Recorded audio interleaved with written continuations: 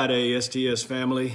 I wanted to give a video update today just to kind of bring everyone up to speed on where we are right now as a company. The COVID-19 thing will go down in the history books as one of the most challenging things that have ever happened to our country, both from a health standpoint and from an economic standpoint. The job that the STS leadership team has done has been incredible in preparing us for this and then seeing us through this whole issue. And when I refer to the STS executive team or leadership team, I'm not talking about myself. I'm talking about the incredible team of people that I have that work with me every day. So I want to recognize them today and tell you some of the things that they have done throughout this. You know, I'm kind of the front man for the leadership team, so I get emails and compliments from a lot of you guys, and I greatly appreciate it. It means so much. But I want to make sure that the proper people get recognized, and that is the leadership team. This is not a one-man operation like so many companies. This company has strong leadership and accountability and some great people driving this company for y'all. So first of all, in the very early stages of preparing for this crisis, the leadership team started meeting offsite weeks before it all really hit, discussing how we would react, what we could anticipate, what we would see, and getting way ahead of the whole situation. As we all know, one of the most painful things that we had to do, and most painful thing that any company ever has to encounter, is an initial layoff. You know, when we looked at the potential impact that is proven to be true to our revenue, we had to start making early adjustments so that to minimize that impact. And part of that was a layoff of 6 people. That was a hard decision to make. And it was made as a whole from the leadership team, and the leadership team did an outstanding job at delivering the news, at making that decision and supporting that decision as hard as it was. So a lot of people don't know just how hard that is, but I do, and I commend the leadership team for handling that situation the way that they did. I want to first recognize within our leadership team, we have the executive team. That's myself and the 2 vice presidents. Chris Nelson, Vice President of Sales, and Eric Van, Vice President of Operations. Those guys, without them doing what they do every day and keeping me somewhat shielded so that I can stay out of the day-to-day and focus on the big picture and look 5 miles down the road has been outstanding. And most companies don't have that. We haven't until the last couple of years when we finally got the leadership team correct and the right people in the right seats. But I can't emphasize how important that is. If I'm focused on a day-to-day issue like I used to be so much, there's no way, it's impossible for me to focus on getting this ship through this incredible storm. So that's a very big deal, and I'm so proud. I love my executive leadership team. I love them as people. I love them as the job that they do. So I want to commend them. The front line of our leadership team is the directors, and those are the unsung heroes in all of this. They are working tremendous hours, jumping through hoops and dealing with major issues and helping execute some of the things that the executive team decides on putting into place. And I want to recognize some of them right now, or all of them for that matter. Matt Smith is our Director of Operations. Some of the things that Matt has done during this crisis is provide daily updates on progress of installs, progress of service calls, and changes in the numbers up and down. He's facilitated the operations department working from home. That happened so seamlessly that we didn't really give it much recognition, but that was a lot of work. It was a big deal, and it's worked for the most part, flawlessly. He's also pushed service and install revenue. So, as we knew this storm was coming, we knew that we would have a decrease in revenue potentially as branches closed and we couldn't get in to do projects and everything else. So he's put a big focus on making magic happen with some of our ATMs and our larger installs, and getting things done on the weekend and after hours, and it's proven to be extremely effective. So thank you, Matt. You've done an incredible job.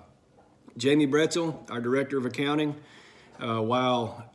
she has worked tirelessly on creating and providing and updating a daily scorecard for the leadership team, for the executive team, so that we know on a daily basis where we are with revenue, what percentage up or down we are on a real-time, live, daily basis.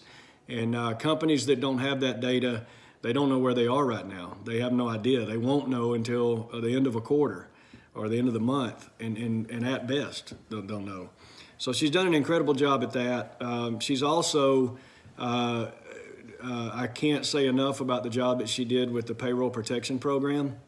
That goes way beyond just submitting an application. Jamie made herself an expert on the subject through webinars and research and everything else. And as a result, we had a one-time correct application submitted within minutes of it opening up in the United States, and was quickly approved and quickly funded, where so many companies were unable to get the funds because the application wasn't correct, or it didn't happen in a quick enough time, and the funds ran out. So fantastic job, Jamie. I'm telling you, that's awesome. She too has adjusted her department to work from home.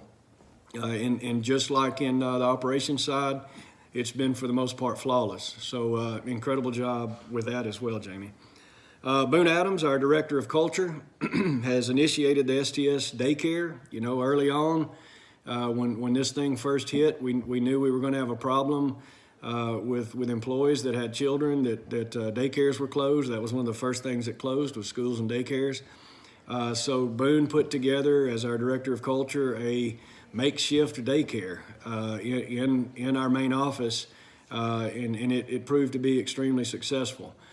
We eventually had to close it as it became a mandate that all unnecessary business or unessential closed. But I think during the time that we had it, it was an incredible benefit to the people that needed it and were able to use it. So great job, Boone, on that.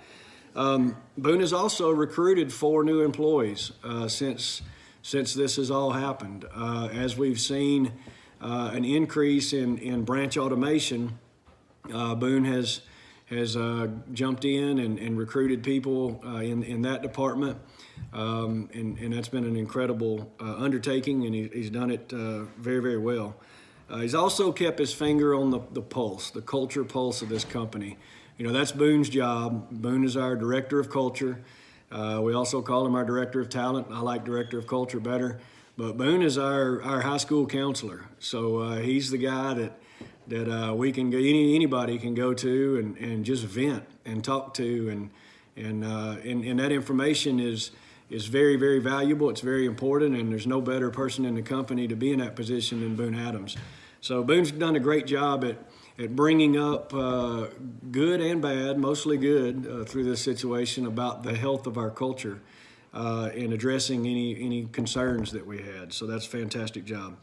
Adam Swithin, Director of Sales. Man, I tell you what, the sales department, I don't know how, but they're closing opportunities. They're closing deals. We're bringing on new customers during this time. We are, I think, at about 65%, maybe 70% of our goal for the month. And there's still some time left in the month, and there's still some pretty big opportunities that may close. And that's happening obviously by the strong people we have on the sales front line, but they're being supported and backed by Adam, our Director of Sales. So fantastic job, Adam. He also has taken this opportunity to capitalize on marketing opportunities, things that we do and have done during this national crisis that other companies can't even come close to doing. and as a result, produced some good image results and marketing results from that. He's also taken advantage of the downtime.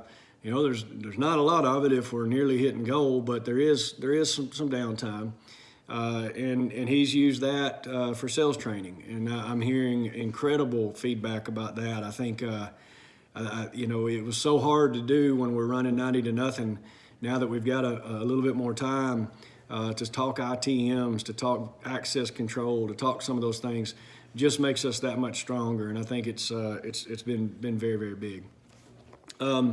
Also proud to know that as a company as a whole, we've become very inept to video conferencing and audio calls, and we've held countless customer quarterlies through video very successfully. So I think that's probably, as predicted for a lot of the country, something that we'll adapt somewhat to, and we're very good at it. We're very efficient at it now.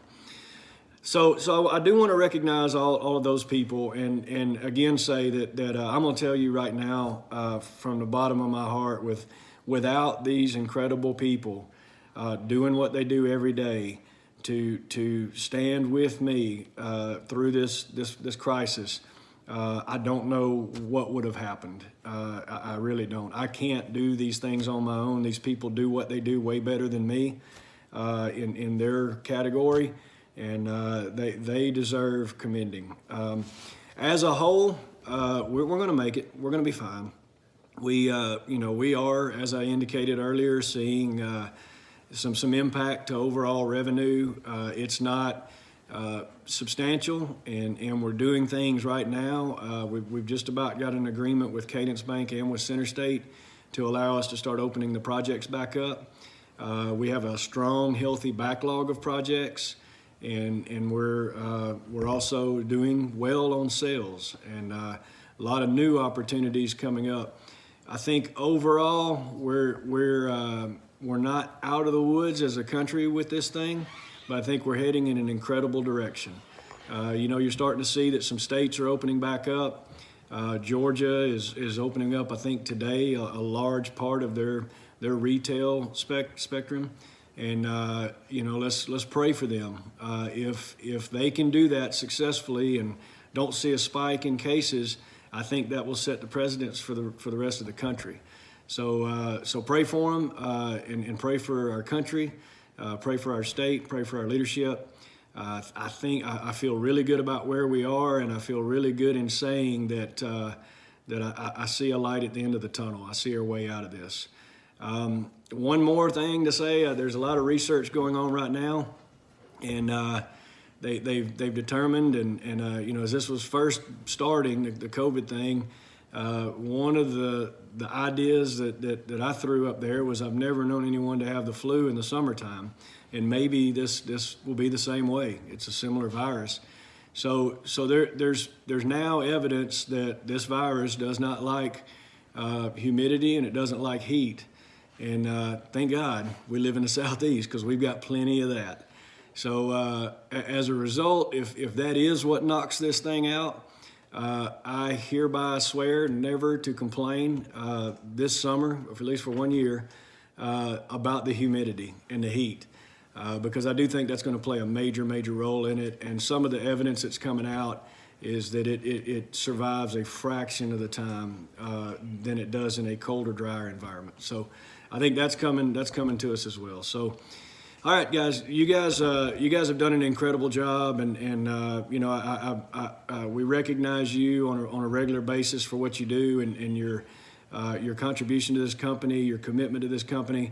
I did want to take a minute today to recognize the members of the leadership team and the incredible job that they're doing. So you guys have a great weekend. Let's band together and get through this. I think we're close, and I will talk to you guys later. Thanks.